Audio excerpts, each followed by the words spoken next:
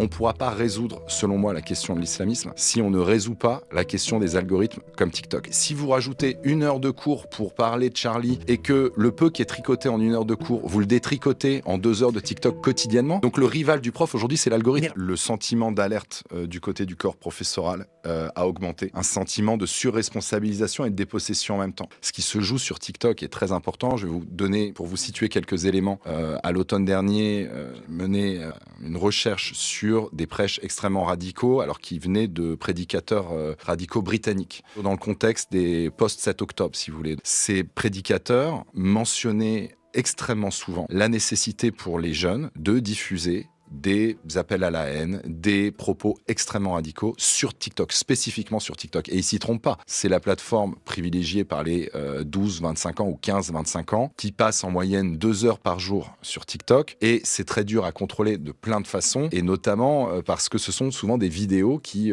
sont pas toujours évidentes à détecter dans la masse des vidéos produites quotidiennement sur cette plateforme. Il y a un enjeu énorme de souveraineté. Alors, algorithmique, ça c'est évident, parce que les algorithmes de TikTok sont contrôlés par des ingénieurs chinois. Vu l'influence que ça a sur le débat public français, il faut se poser des questions. Quand on voit la façon dont sont privilégiées des vidéos qui sont quand même des appels à la haine et à la violence directe, c'est là où on a un enjeu politique, et je le dis, on ne réglera pas la question du radicalisme et de la radicalisation en France si on ne s'attaque pas à ces sujets-là qui sont des enjeux politiques de premier plan.